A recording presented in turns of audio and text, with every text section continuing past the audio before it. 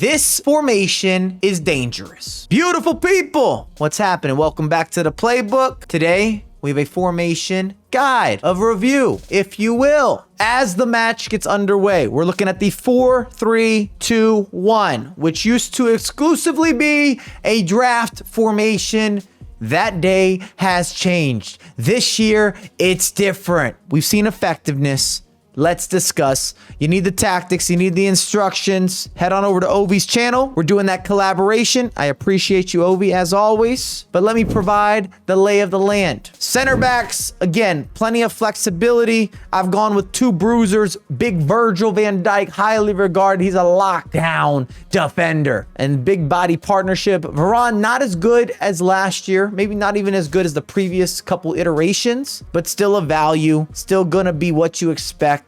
We'll see after a patch or two if he shifts in the correct direction or if he's missing something. I don't love the 65 stamina. I've noticed that in late game scenarios. Out wide, these will be your providers. I was using some Frimpong action. I've got João Cancelo. I can't stress it enough, the importance of fullbacks. And often they're going to overlap. They're going to progress. They're going to prosper. They will make or break the beginning of your attack in many formation setups. Rolfo on the left end, the left side. Yeah, she is so premium. And her price has been dropping. I feel as if people made investments and maybe some of them didn't pan out. If you get a chance to pick her up on some discount shopping tip, at the moment, she is 25,000 coins. That's a good deal for a primetime fullback. Into the middies, and a major takeaway, I'd like to have guys that can at least do some defensive duties. When playing a 4-3-2-1, ideally, from my experience, I need a dedicated defensive player, typically your central center mid, and at least one additional accompanying center midfielder that can be a little more balanced. So he should be able to attack, but he should be able to defend. In my case, I've gone with Gravenberch to fulfill that role. Perfect example, good size, solid chase back, big upgrade, evolution, getting used on a rotation, heavy. As for your last of the center mids, he doesn't necessarily need defending. Musiala has a little bit of something there, just overpowered in general this year, a phenom, if you will, but he's more of an attacking mid. Has the 5-star skills, the affiliation, the rotation, the razzle, the dazzle, the deception, the sparkle, everything that's nice with extra spice, power puff,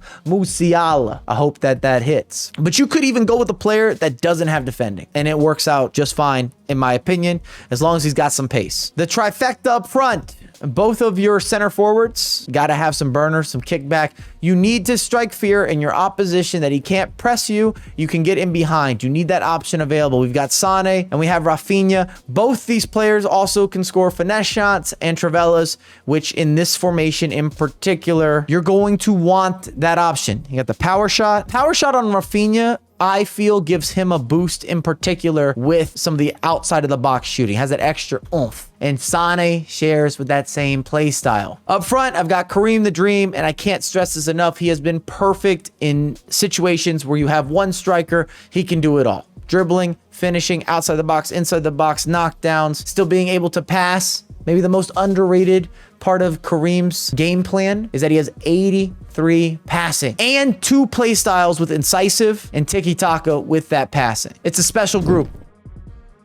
Let's get started with the pros. And I might have teased it. I touched on it. But if you like long distance shooting or just a beautiful finesse or a Trivela angle, there's not a better formation. You catch it in stride with either of those center forwards that are supporting your mainstay strike. That angle will be open for days, for months, for years. You have the option for long distance shooting inside of the box. Just those angles naturally open up, and it's going to be a reoccurring theme. Pressure, play, especially on a counter press. You can speed somebody up. You've already got that width. You're going to have bodies moving.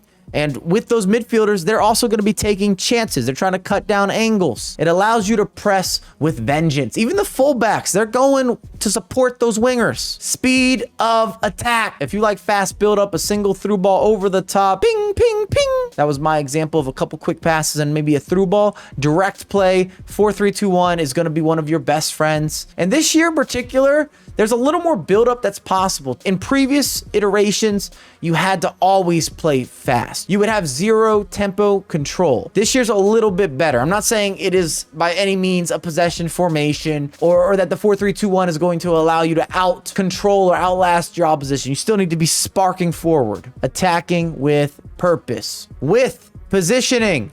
You need outlets, you need counters, you need options. You can unleash in the 4-3-2-1.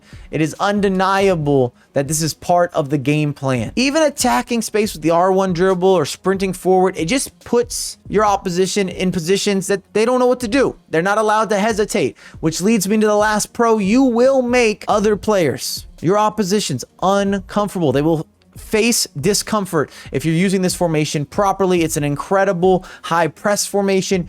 You can just put bodies on bodies on bodies, and often your risk is worth the reward. So I'm co-signing the 4-3-2-1. If it wasn't clear already, this is going to be an enjoyable formation to put into your rotation. As for the cons, starts with player premiums. If you do not have primetime players because you're often challenging for different positions and pressing and you're going to be aggressive, you might lose those matchups more often than you like. Therefore, you're not reciprocating, you're not resonating, you're not benefiting in the way that you should be or could be in this formation because your personnel does not match up. You don't have the caliber of players to truly take advantage of this formation. I'm not saying pay to win, but you've got to grind the game.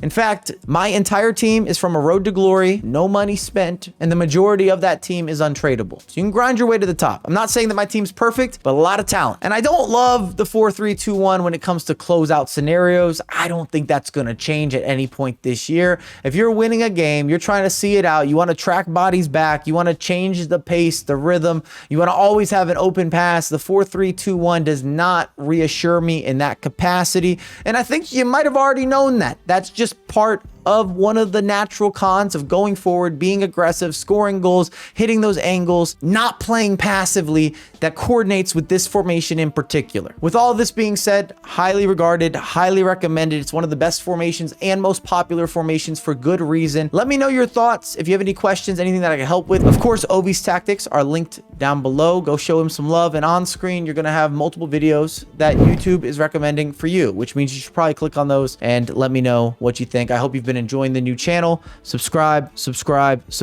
have a lot more content coming out ASAP.